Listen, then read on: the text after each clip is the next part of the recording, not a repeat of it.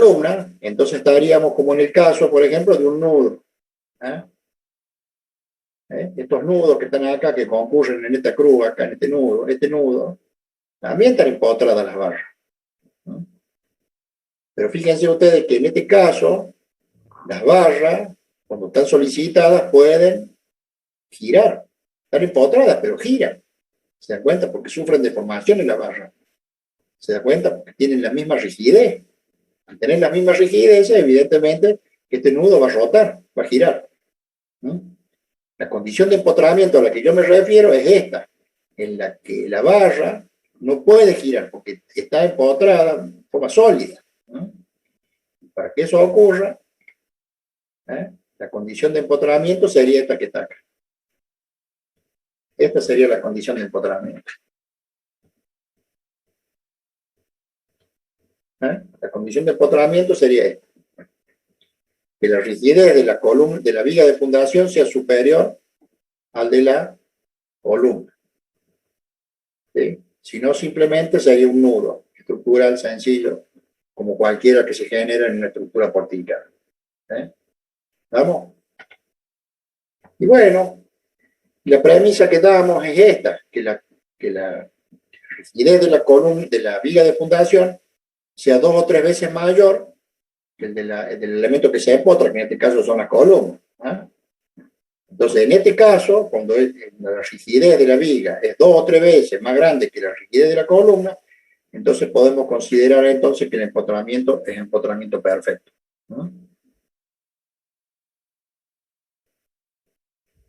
¿Se da cuenta?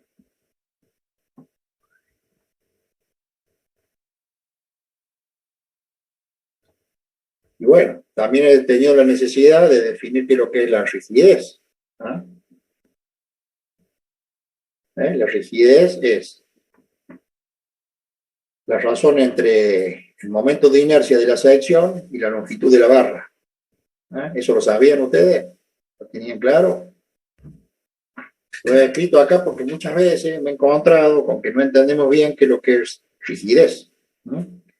La rigidez es la relación que hay entre el momento de inercia de la sección y la longitud de la barra. Mientras más grande es el momento de inercia y mientras más chico sea la longitud, entonces la rigidez va a ser mucho mayor. La rigidez es directamente proporcional al momento de inercia de la sección en la dirección considerada e inversamente proporcional a la longitud de la barra. Una barra que tenga, por ejemplo, 40-40 de 2 metros de longitud va a tener una rigidez mucho más grande que la misma barra, pero de 4 metros de longitud. ¿Se dan cuenta? O sea que la rigidez viene dada por el momento de inercia de la sección y la longitud de la barra. Eso también nos tiene que quedar claro. Entonces, conociendo esto, K igual a J sobre L, podemos lograr esto que está acá. Podemos determinar cuánto es la rigidez que tiene que tener la viga de fundación para considerar que la columna está empotrada en ese elemento al que llamamos viga de fundación. ¿Sí?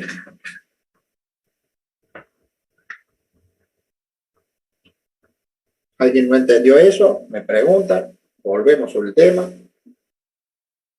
y lo volvemos a explicar todo.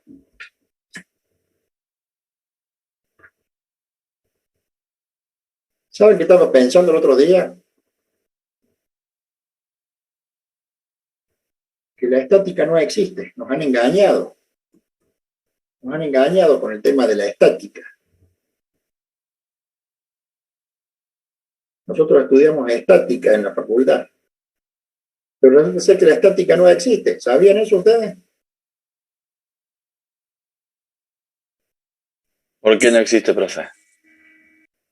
Y no existe porque no hay nada que sea estático.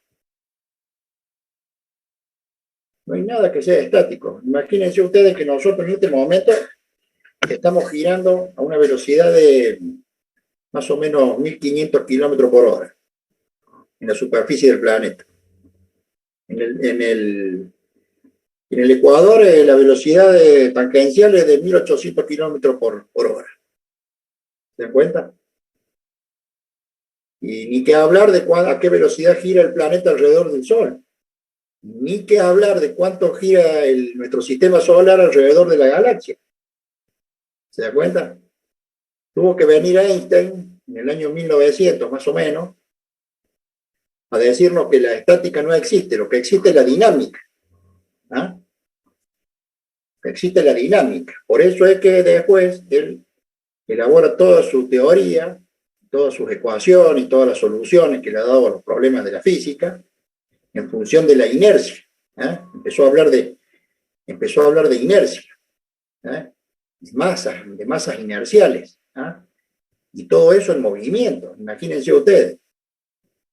Y nos dijo también de que todo dependía, ¿de qué dependía? ¿Se acuerdan? ¿Han estudiado un poquito de la teoría de la relatividad?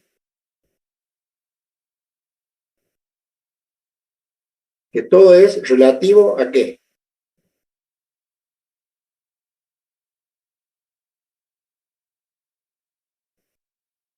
Tengo un universo de... ¿Cuántos alumnos tengo en este momento? No, no lo veo acá. Tengo 49 alumnos, 50 alumnos. ¿Y ninguno sabe lo que dijo Einstein? Por favor, muchachos. ¿Usted cree que la ingeniería se simplifica o se basa solamente en lo que enseñamos acá en la facultad? ¿Ah? Todo es relativo, nada es absoluto. ¿Al observador es relativo? Exactamente. Bueno, gracias, muchachos. Me estaban preocupando ya. Que todo dependía del punto del observador. ¿No? Nosotros nos paramos al pie de un edificio y ¿cómo lo vemos? Quietito. Nosotros no percibimos que estamos en movimiento. ¿Ah? Entonces, desde ese punto de vista, sí podemos decir que el edificio está en una actitud estática. Pero en realidad no existe la estática. ¿Ah? Depende del punto de observación. Uno que está en la luna va a ver cómo giramos a lo loco. ¿Ah? El edificio y nosotros vamos a estar en un movimiento permanente. ¿Se da cuenta? Entonces existe la inercia, la dinámica. ¿Ah? Entonces, Einstein desarrolló toda su teoría en función de las matrices inerciales. ¿Mm? No, ya no hablaba de fuerza, hablaba de inercia. ¿Eh? Yo no hablaba de pesos, hablaba de masas. ¿Eh? Nosotros estamos habituados a trabajar con la física newtoniana, que para nosotros anda bien, digamos, anda bien. Pero en realidad la estática no existe. ¿Eh? Lo que existe es la estabilidad. ¿Eh? La estabilidad ya es otra cosa. Pero la estática, la verdad que no existe, ni para la electricidad, ni para ningún tipo de materia. Los grandes conflictos que tuvieron los físicos a principios del siglo pasado fue eso, que querían determinar la naturaleza de la materia desde el punto de vista de la estática. Y tuvo que venir Einstein para decir, no muchachos, están equivocados, no hay estática, no hay nada que esté estático, todo está dinámico. Entonces ya definió, en función de la masa y del movimiento, la inercia de la corriente eléctrica, la inercia del planeta, la inercia del Sol, ¿eh? La inercia de la luz, incluso. ¿Eh? Bueno, yo no soy ducho en este tema, solamente toco de oído, pero le quería decir eso, ¿eh? Una cuestión que para nosotros me parece que puede ser filosófica porque nos lleva a pensar sobre todas estas cuestiones. ¿Eh? Entonces nosotros no tenemos estática, lo que tenemos es estabilidad. ¿Eh? En los edificios nosotros le tenemos que dar estabilidad, muchachos. Tenemos que plantear sistemas estables. ¿Eh? Sistemas estables en función de nuestro marco de referencia, que es la Tierra. ¿Eh? La Tierra nosotros la consideramos estática, aunque en realidad se está moviendo, pero la vamos a considerar estática en función de que nosotros estamos parados en ella y para nosotros está quieta, pero no está quieta. ¿Eh? Eso quiero que quede bien claro. Por otro lado, fíjense ustedes que los edificios tienen una parte que está en un medio gaseoso, que es el aire, y otra parte que está en un medio, no digamos sólido, semisólido, digamos, muy denso, que es el suelo. ¿Se dan cuenta? Entonces, las condiciones en las que se encuentra nuestra estructura es dual. Por un lado está en una parte que es gaseosa y por otro lado en una parte que es el suelo, que tiene una densidad muchísimo más grande que la del aire. ¿No? ¿Se dan cuenta? Bueno, entonces nosotros necesitamos vincular estas dos partes estructurales para que esté en una condición quieta, para que sea estable. ¿No? Porque si no consideramos esto, no podríamos desarrollar ninguna ecuación que nos dé solución a las estructuras. ¿Se da cuenta? Nosotros necesitamos considerar un elemento que esté quieto, ¿no? Considerado quieto en el universo, al que le llamamos la viga de fundación. Si nosotros no tuviéramos ese elemento que se llama viga de fundación, si no lo tuviéramos al elemento ese que se llama viga de fundación, entonces no podríamos determinar los esfuerzos en las barras estructurales. No podríamos estimar, no podríamos dimensionarla, calcularla bajo ningún aspecto. Y si lo hacemos, seguramente va a ser una estructura deficitaria, ¿no? Una estructura que no va a tener no va a tener performance estructural, no va a tener un muy bajo desempeño, ¿no? Va a ser de un diseño muy pobre, ¿no? Vamos a tener un edificio en una, ¿cómo es que le llaman a esto? En un equilibrio inestable. ¿Se dan cuenta de lo que les digo? Entonces, para que nuestra estructura esté en equilibrio estable, es necesario generar las condiciones de vínculo de la superestructura con la subestructura. Y ese elemento que lo vincula se llama viga de fundación, ¿no? Que es un concepto, lo vuelvo a repetir. Puede ser un gran macizo de hormigón, puede ser un paredón de un dique, puede ser simplemente una viga, ¿no? Con suficiente rigidez como para considerar que los elementos que en ellos se apoyan se puedan considerar empotrados o vinculados o con articulados o lo que sea, ¿no? Si no tuviéramos este elemento no podríamos calcular nosotros nuestras estructuras. Y si las calculamos de todos modos, bueno, sepan de que van a ser una estructura deficitaria y que se va a encontrar en equilibrio inestable, ¿no?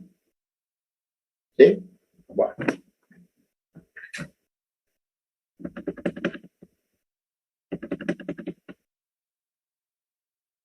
Entonces, acá en el ejemplo de lo que venimos hablando,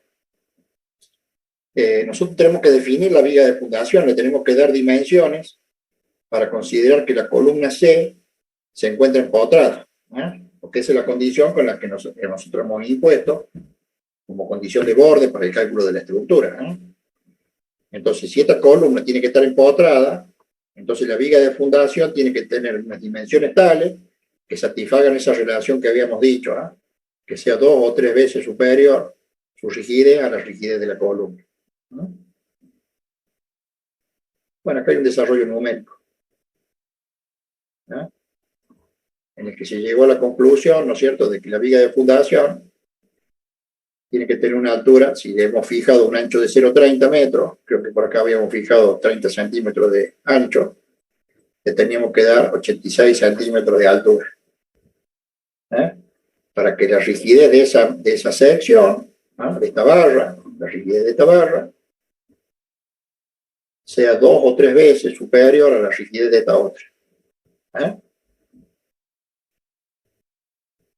¿Está claro, muchachos? Y chicas, ¿eh? Sí, profe.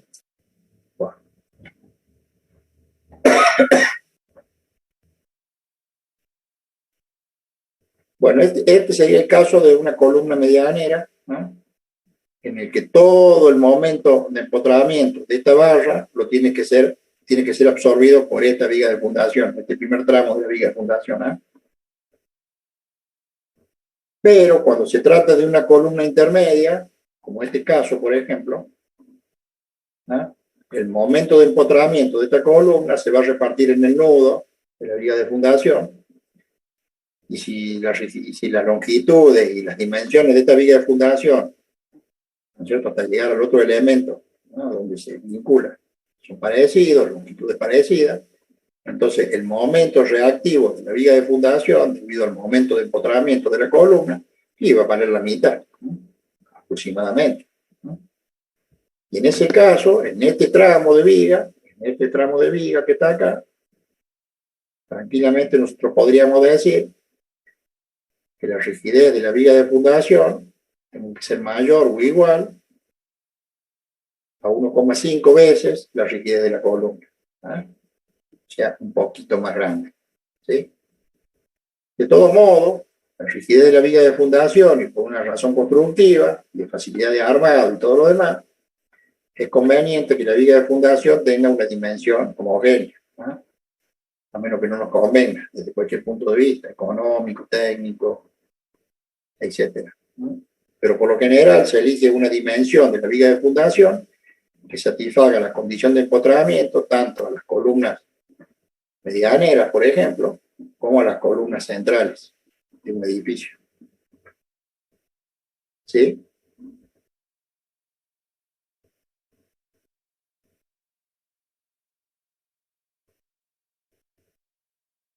Bueno.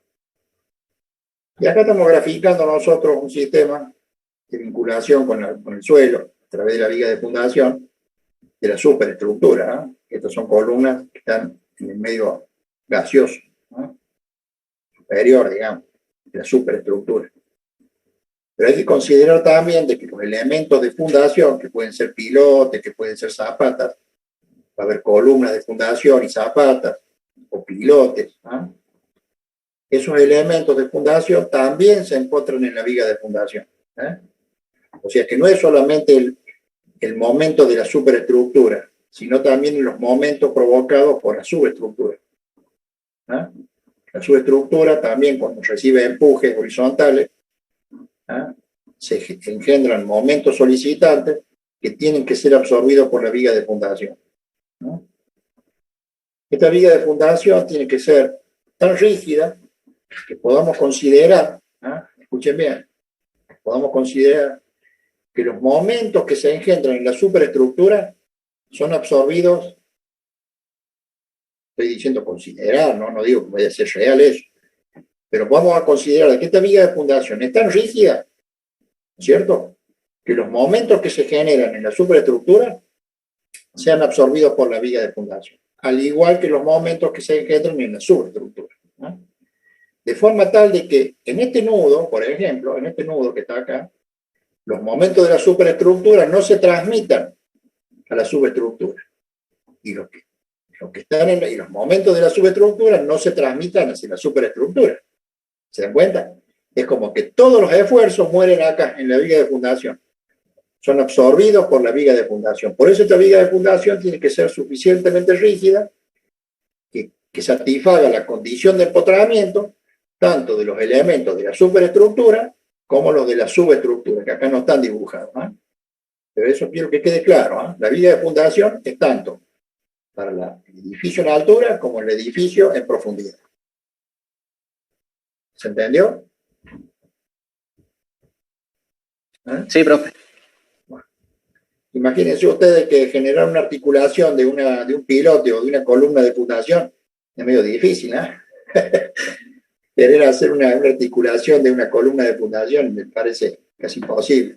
No es imposible, ahora actualmente no es nada imposible, pero ¿con qué costo? ¿Eh? Entonces, el vínculo más sencillo, más seguro, es el del empotramiento, ¿eh? Por eso yo voy a recomendar siempre hacer empotramiento y nunca articulaciones ni apoyos deslizantes, ¿eh? A menos que la estructura lo pida de esa forma, ¿eh? Ya cuando hablemos de terremotos también vamos a hablar de eso, ¿eh? Pero en general, para el edificio sencillo como hacemos nosotros, en nuestro medio, la condición de empotramiento es la más sencilla, ¿no? Es la más fácil de estimar también, ¿eh? Si yo digo empotramiento, puedo calcular perfectamente cuál es el momento de empotramiento, los esfuerzos de corte, en la sección de apoyo, etcétera, etcétera, ¿no? En cambio, si yo hago una articulación y después esa articulación no me funciona bien y se llega a trabar y toma momentos, bueno, me está cambiando las condiciones de vínculo, ¿eh? Entonces, lo que es más franco y lo más sencillo es el empotramiento. Por eso es que damos este tema, no solamente el de viga de fundación, sino aconsejar y considerar el empotramiento perfecto como la mejor forma de vincular la superestructura con la subestructura, ¿no? Porque eso nos permite a nosotros estimar con mucha precisión los esfuerzos que se van a desarrollar en ese elemento, que les puedo asegurar que son bastante grandes, ¿eh? Bueno, acá nosotros en el ejercicio nos salió una viguita de 85 centímetros de altura, pero esa sería la altura mínima que le tenemos que dar a la viga, ¿eh? ¿Se da cuenta? Pero si por razones de practicidad, de economía y de seguridad necesitamos hacer una viga de 1,50 m, ¿y por qué no vamos a hacer una viga de 1,50 m de altura, ¿no? Y que sea, en vez de 30, que sea de 50 de ancho, ¿eh? O sea que no pecaríamos nosotros por hacer una estructura mucho más grande que la que realmente se necesita en función de esta recomendación que sea 2 o 3 veces más rígida que los elementos que se empotran. ¿Ah? O sea, ¿está claro? Mientras más grande sea la viga de fundación, mejor va a ser nuestra condición de empotramiento. ¿Ah? Bueno, vamos a asegurar que la condición de empotramiento se verifica en forma perfecta.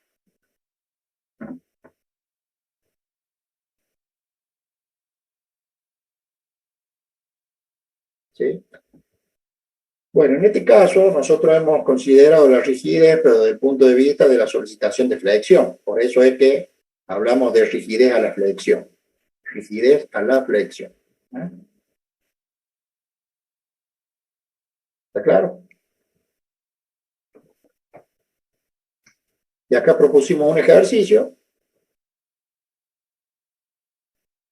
que van a tener que desarrollar ustedes en base que lo mismo que está acá es lo que empezamos a desarrollar acá nosotros. ¿Eh? Es lo mismo. Este punto que está acá sería muy parecido. La dimensión de la columna esta es de 50 por 30. No, en este caso hicimos diferente, es 40-40. ¿No? Fíjense que acá no están significadas las cargas, porque para la determinación de la rigidez no hace falta conocer las cargas. Sí necesitamos conocer las dimensiones de los elementos estructurales. ¿No? Entonces, supongamos que nosotros hemos determinado en este pórtico una columna C1 de 40-40, otra C2 de 40 por 30 y otra C3 de 50 por 20, evidentemente que todas tienen distinta rigidez. Entonces, la propuesta del ejercicio es determinar las dimensiones de la viga de fundación que satisfaga la condición de empotramiento de estos 3 elementos que se vinculan con la viga de fundación. Para eso hemos dado nosotros la separación entre puntos. Lo que no dimos acá es la altura de las columnas. Propongan una altura. Normalmente los entrepisos pueden tener entre 3 y 4 metros. El primer entrepiso, alguna planta baja, algún edificio cualquiera. Entonces con eso ya estamos en condiciones de desarrollar el ejercicio. Qué raro, se me pasó darle la altura que tiene el porte. Le he dado las dimensiones de la separación, pero no de la altura. Una digresión. Esas son cosas que va a ser necesario tenerlos en cuenta.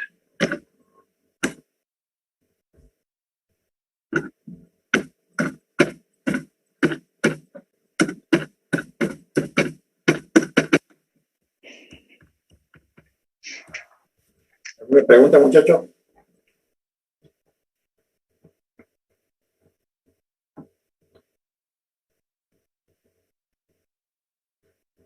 Este tema no va a entrar en el parcial, seguramente va a entrar en el parcial número 2, en el que vamos a estar con el curso bastante avanzado, incluso con fundaciones profundas, y de las verificaciones sísmicas y esas cosas. Estamos entrando despacito al tema nuestro, digamos, al tema de las fundaciones. El cálculo, estabilidad de las fundaciones.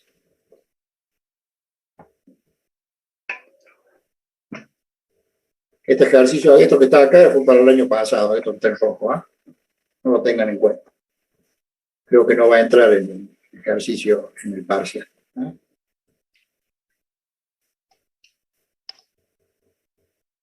Bueno, ¿alguna cosa que quiera que comentemos, que hablemos? tema lo damos por dado, pero si ustedes tienen preguntas, y todavía falta mucho para que termine la clase.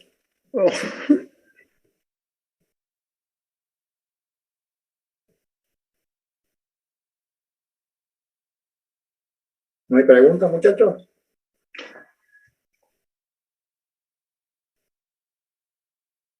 Parece que no, profe. Bueno, si no tienen preguntas y la tienen re clara la cosa, o tienen preguntas de otra índole, de clases anteriores, no hay ningún problema.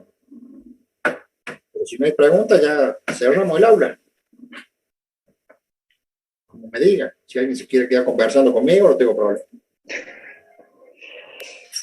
Profe, ¿cuántos ejercicios van a hacer en el parcial? No, eso no lo sé, mijo. Eso lo determina el ingeniero Ayasa.